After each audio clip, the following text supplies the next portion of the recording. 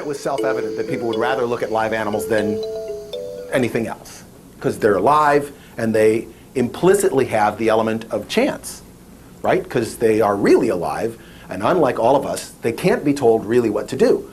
So they do what they want. So there's an element of intrigue, there's an element of mystery, there's an element of surprise, because the animal is just going to do what it wants to do, and you don't know what that's going to be. So that is something that's hard to create in a show. So we thought we had something with that. And we went on, and long story short, we designed the park, we cut the park in half, and then we built it.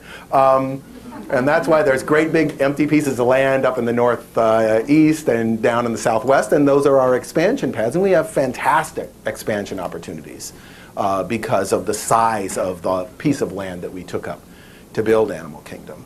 To me, some of the things about building Animal Kingdom that were really interesting and important. One,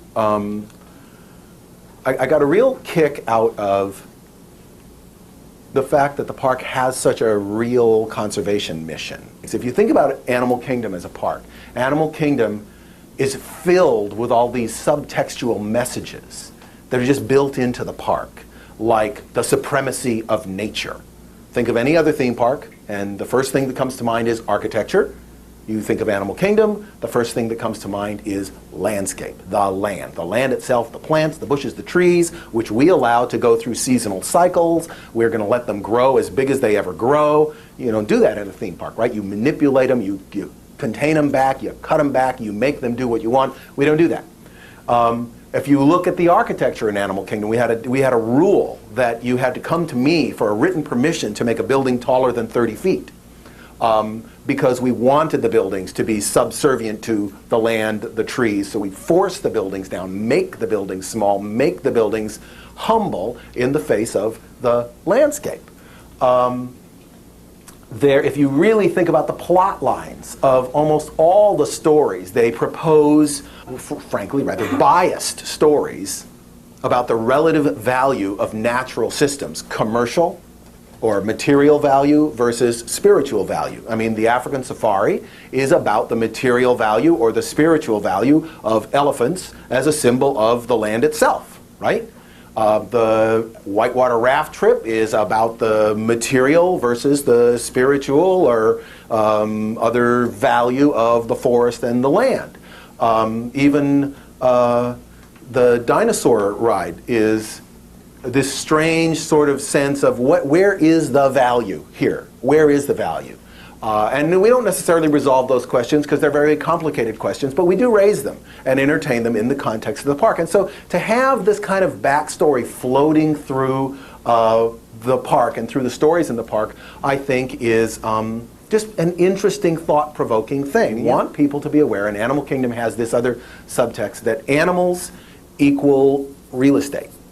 Animals equal the space that they occupy. You cannot have these animals in the world with you unless you're willing to also have the space that they occupy. Because those animals are basically mathematical expressions of the space they occupy. An acre equals so many animals of different types. 2 acres equals a different formula of animals. 45 acres is a different formula of animals. But there's a direct relationship. And so that's another reason why we really try to stay away from the idea of exhibiting animals other than in a landscape environment, so that you are left with this impression of animals, landscape, animals, real estate. There are many kinds of animals that it would be very convenient to display. Behind glass, inside of screen, a lot of different ways that a lot of zoological institutions display animals so you can see them, and so that you can expand the menu of animals. There's all kinds of animals that the state of Florida just ain't going to let us have in an open-air environment because they'll get loose and become, citizens of Florida. But we just avoid those, generally speaking, so that we can avoid a method of display that contradicts this sense that the animals equal space, equal land, equal free space in which they appear to range. And of course, they appear to range across more space than they really do. And I am still working on Expedition Everest right now. It is going to be part of this effort that I think will occupy us for the better part of the decade. And And that is the effort to make sure that we flesh out the sense of the park as a theme park so that it very clearly establishes itself as a theme park in people's minds. I think this is really important to the survival of the park. It certainly has some very, very nice animal environments that are comparable to the best zoo environments that you might have out there in the country. We need to make sure that we're understood as a theme park, and to do that, there are kind of classic elements that a theme park has that we have to have in Animal Kingdom. And one of them that's missing right now is, you know, sort of the big, fast, dynamic, extremely physical ride. The big physical ride, the screaming ride, you know. The roller coaster kind of ride. Doesn't have to be a roller coaster, but you know, that kind of ride. The park is very pastoral. You walk through the park, you see a lot of trees, people walking around, some animals. You don't see a lot of big moving objects, which is another thing theme parks kind of need, some big moving objects here and there to convey the kinetics of a park. One of the reasons we put Chester and Hester's Dino-Rama in was purely for the visual kinetics of things moving in the park, and not just in the park, but in a 30-second commercial spot on TV when you have to get people to understand what the park is. You don't want 30 seconds of earth tones, you know? You know, olive green and, you know, it just doesn't work. So there's a conscious effort going on here to expand the menu of the park and to expand the richness of what it offers. And Expedition Everest will be part of that. Big, big mountain, looks like the Himalayas. You're going to go up in a train. You go really fast. The Yeti's up there. The Yeti is the actual Tibetan belief about the Yeti is that the Yeti is the guardian of the sacred reaches of the Himalayas. And so the Yeti's job is to drive us out of the mountain because we shouldn't be there. So our story, again, this is right in line with every other Animal Kingdom story. It is about the sanctity of the limits of borders of human intrusion, right? Are you or are you not meant to go into these mountains? Are you meant to commercialize access to these mountains? The answer in our ride is no. No, you're not. You're not supposed to go there. You just let it be. So we actually, this is another kind of interesting thing. We very rarely in the theme park environment do you actually take such a strong advocacy stance as we do in this park. This park's pretty lefty kind of park when it comes to environmental issues and, you know, land use and stuff like that, which is just kind of interesting. I think that slipped under the thing. Nobody really noticed as it went by. Wasn't that a communist? What was that? You know? So here it is. So anyhow. And we're sculpting the Yeti, who looks really good.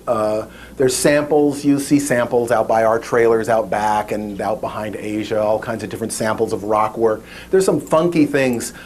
Because the mountain represents the Himalayas, the force perspective of the mountain is tremendously in excess of any force perspective we've done before. If you think about, well, the Matterhorn, for example, is the Matterhorn peak simply reduced by down to something like a quarter scale. Something like that.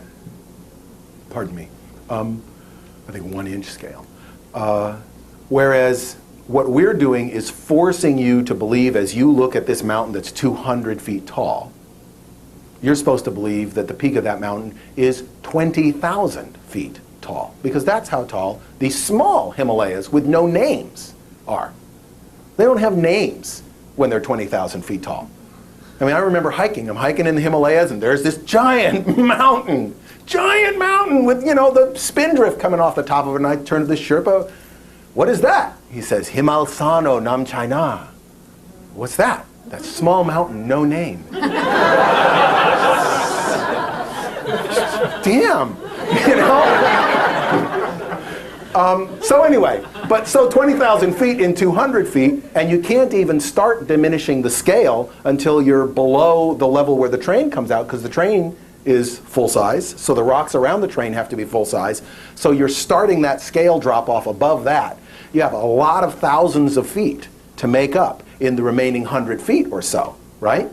And so it gets to the point where the sculptors are basically going to be doing miniature work on that mountain, as if they were doing a movie miniature, you know, tiny little cliff with tiny little pieces of snow stuck on it, a tiny little glacier the size of a loaf of bread on this giant mountain that's spread out up there. And that's going to be kind of neat to see. That's a different look that I think is going to be really kind of interesting.